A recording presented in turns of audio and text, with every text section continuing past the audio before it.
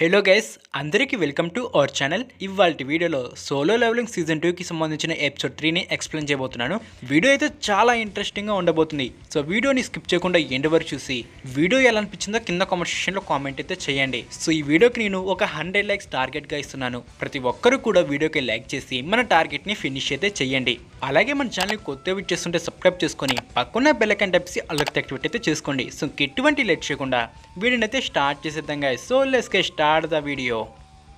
Episode starting చూసుకున్నట్లయితే Jinwoo and Jinho డంజిన్లో ఉంటారు. Jinwoo only తన షాడో సోల్జర్స్ని యూజ్ చేసి డంజిన్ని క్లియర్ చేస్తూ ఉంటాడు. జిన్హో మొదటిసారి షాడో సోల్జర్స్ని చూడటం వల్ల షాక్లో ఉంటాడు. జిన్హు దగ్గరున్న షాడో ఆర్మీలో కొంతమంది సోల్జర్స్ మైనింగ్ టీమ్ లాగా కూడా వర్క్ చేస్తూ ఉంటారు. అన్ని పనులు షాడో సోల్జర్స్ చేయడం వల్ల జిన్హు తను చేయడానికి ఎటువంటి పని లేకపోవడంతో డీలా పడిపోతాడు. కట్ చేస్తే యునైటెడ్ స్టేట్స్లో ఎక్కడో ఒక ఏ ర్యాంక్ డంజిన్ ఓపెన్ అయి ఉంటుంది. ఈ డంజిన్ని క్లియర్ చేయడానికి ఒక స్ట్రైక్ టీం వెళ్తుంది. అయితే డంజిన్ రైడ్కి వెళ్ళిన స్ట్రైక్ టీం ఒక హ్యూమన్ని చూసి వాడే డంజిన్ బాస్ అయి ఉంటాడు కానీ ఆ హ్యూమన్ మీద అటాక్ చేయబోతారు. కానీ రిటర్న్లో ఆ హ్యూమన్ వీళ్ళ స్ట్రైక్ టీమ్ని నాకౌట్ చేస్తాడు. ఒక ఏ ర్యాంక్ హంటర్ని మాత్రమే ఏం చేయకుండా ఉంచుతాడు. ఇంకా ఏ ర్యాంక్ హంటర్ ఉండి వీడు హ్యూమన్ ఫామ్లో ఉన్న మాన్స్టర్ అని అనుకుంటాడు. అప్పుడే ఈ హ్యూమన్ ఏ ర్యాంక్ హంటర్ దగ్గరకు వెళ్తాడు. ఏ ర్యాంక్ హంటర్ వాడి దగ్గరకు రావడం చూసి నన్ను ఏం చెయ్యవద్దు అని భయపడిపోతూ ఉంటాడు. అప్పుడే ఆ హ్యూమన్ ఉండి, కాదు, మీరు నా మీద సడన్గా ఎందుకు అటాక్ చేశారు? నీ టీమ్మేట్స్ అందరూ కూడా ప్రాణాలతోనే ఉన్నారు, వాళ్ళని జస్ట్ నాకౌట్ చేశాను అని అంటాడు. యాక్చువల్లీ ఈ హ్యూమన్ కొరియన్ లాంగ్వేజ్లో మాట్లాడుతూ ఉంటాడు. ఆ ఏ ర్యాంక్ హంటర్ ఒక అమెరికన్ కనుక కొరియన్ లాంగ్వేజ్ వాడికి అర్థం కాదు. అప్పుడే ఆ హ్యూమన్ నుండి, నేను ఒక కొరియన్ని అని, నేను ఇంటికి తిరిగి వెళ్ళాలనుకుంటున్నాను అని అంటాడు. నెక్స్ట్ సీన్లో జిన్హు అండ్ జిన్హో పార్టీ చేసుకోవడం చూపిస్తారు. ఎందుకంటే 19 సి ర్యాంక్ డంజిన్స్ని క్లియర్ చేయడం ఈ రోజుతో కంప్లీట్ అయి ఉంటుంది. అంతేకాకుండా 19 డంజిన్ రైడ్స్ కంప్లీట్ అవడంతో జిన్హు అండ్ జిన్హో అగ్రిమెంట్ కూడా ఫినిష్ అయ్యి ఉంటుంది. అప్పుడే జిన్హు ఉండి, మన రైడ్స్ అన్నీ కూడా కంప్లీట్ అయ్యాయి కదా, మరి ఇప్పటి నుండి ఏం చేయబోతున్నావు అని జిన్హుని అడుగుతాడు. అందుకు జిన్హు, ముందుగా నేను అసోసియేషన్ పెట్టిన ఎగ్జామ్ కంప్లీట్ చేసి గిల్లి మాస్టర్ లైసెన్స్ని పొందాక మా నాన్నతో యూజిన్ గిల్ గురించి మాట్లాడతాను అని చెప్తాడు. ఆ తర్వాత జిన్హు కూడా జిన్వుతో, మరి నీ విషయం ఏంటి, మీరు ఏం చేయబోతున్నారు అని అడుగుతాడు. అందుకు జిన్వు, బహుశా నేను కొంతకాలం టచ్లో ఉండకపోవచ్చు అని, ఒక ప్లేస్కి వెళ్ళవలసి ఉంది అని చెప్తాడు. అప్పుడే జిన్హో ఉండి, boss if you don't mind నేను మీకు ఒకటి చెప్పాలనుకుంటున్నాను అని తనలో ఉన్న బాధ బయటకు చెప్తాడు. జిన్హో ఉండి, తనకి ఒక అన్నయ్య ఉండేవాడు అని, తనకన్నా 10 years పెద్దవాడు అని, ఎప్పుడు కూడా మా అన్నయ్య నన్ను ఇష్టపడలేదు అని, మేము కలిసి ఇప్పటిదాకా ఏ పని చెయ్యలేదు అని జిన్హో జిన్వుకి చెప్తాడు. అంతేకాకుండా జిన్హో ఉండి, మీరు పరిచయం అయ్యాక మీరు నా ప్రాణాన్ని సేవ్ చేయడమే కాకుండా నాకు చాలా హెల్ప్ చేశారు, అందుకే నువ్వు నాకు ఒక బ్రదర్గా ఉండగలవా అని జిన్హో జిన్వుని అడుగుతాడు. అందుకు జిన్హు ఒక చిన్న స్మైల్ ఇచ్చి, ఈ రోజు నుండి నిన్ను నా తమ్ముడిగా కన్సిడర్ చేస్తాను అని జిన్హోతో చెబుతాడు. ఇది విన్న జిన్హో చాలా హ్యాపీగా ఫీల్ అవుతాడు. నెక్స్ట్ సీన్లో డంజిన్లో చూసిన ఆ పర్సన్ని కాప్స్ వేసి అరెస్ట్ చేసుంటారు. యాక్చువల్లీ తను ఫారిన్ హంటర్ అని, 10 years ఏగో డంజిన్ నుండి బయటకు రాలేక చిక్కుకుపోయాను అని, చివరికి ఒక గేట్ని కనుక్కొని వెళ్తే అది నేరుగా అమెరికాలోని ఒక గేటుకు తీసుకుని వచ్చింది అని అమెరికా హంటర్స్ బ్యూరో వాళ్ళు తెలుసుకుంటారు. కానీ వీళ్ళు ఆ పర్సన్ని నమ్మలేక బంధించుంటారు. ఈ బ్యూరో వాళ్ళు వాడు మనిషినా లేకుంటే మాన్స్టర్ అని ఇన్వెస్టిగేట్ చేయడానికి డాంగ్స్ని పిలుచుంటారు. ఇక్కడే మనకి ఆ పర్సన్ పేరు సంగ్ హిల్హాన్ అని తెలుస్తుంది. తను మన జిన్ము వాళ్ళ డాడ్ అన్నమాట.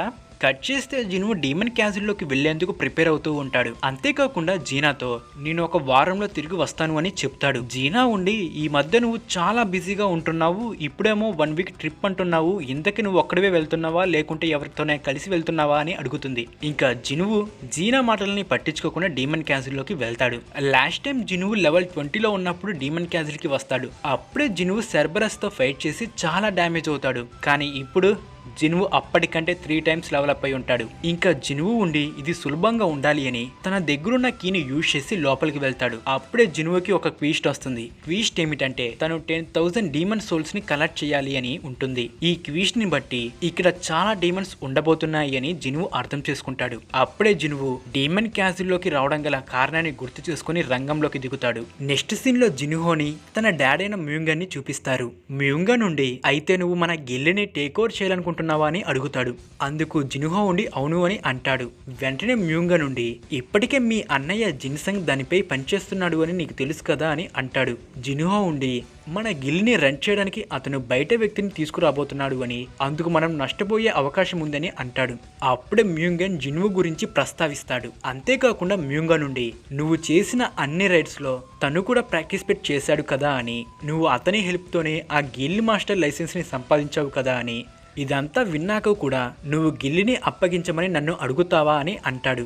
జిన్హో ఉండి అయినా సరే నేను టేక్ఓవర్ చేయడానికి సిద్ధంగా ఉన్నాను అని, నేను కూడా జిన్సంగ్ మార్గంలో వెళ్ళాలనుకుంటున్నాను అని జిన్హో చెప్తాడు.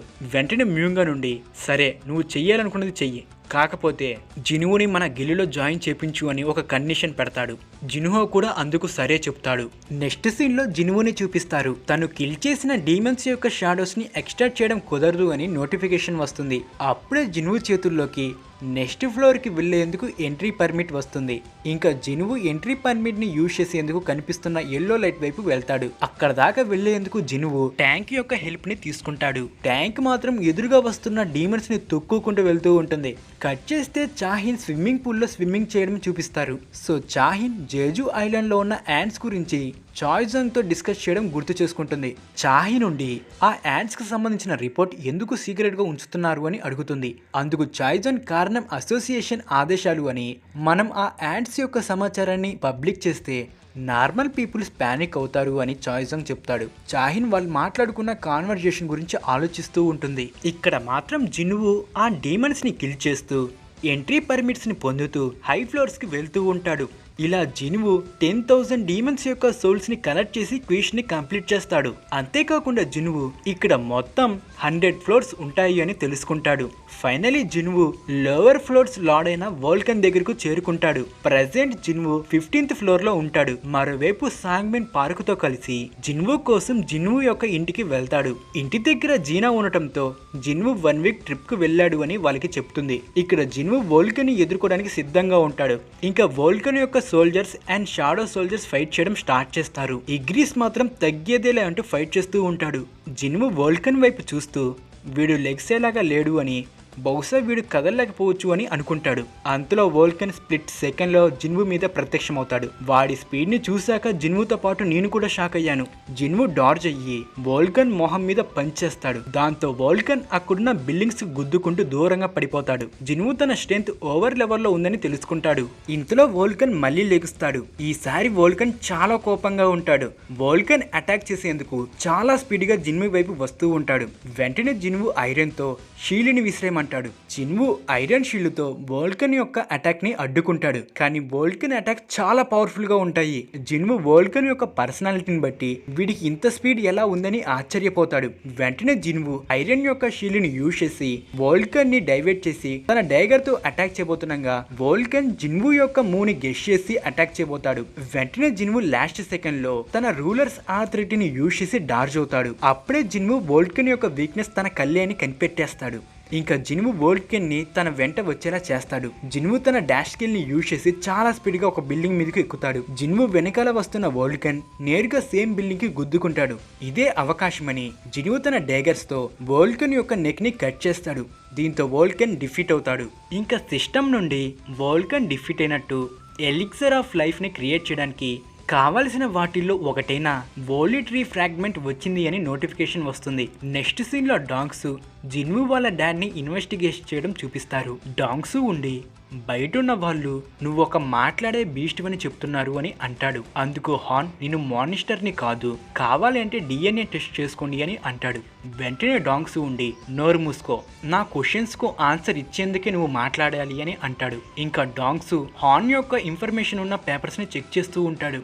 అప్పుడే హాన్ ఉండి గేట్స్ అండ్ మానిస్టర్స్ గురించి హ్యుమానిటీ ఎంత నేర్చుకుంది అని అడుగుతాడు. డాంగ్సు ఉండి నువ్వేం చెప్పాలనుకుంటున్నావు అని అడుగుతాడు. హాన్ ఉండి గేట్స్, మానిస్టర్స్, డంజిన్ ఇవన్నీ సాధారణమైన విషయాలే అని, అసలైన విపత్తు తీసుకురావడానికి ఒక పవర్ అవాక్ అయిందని చెప్తాడు.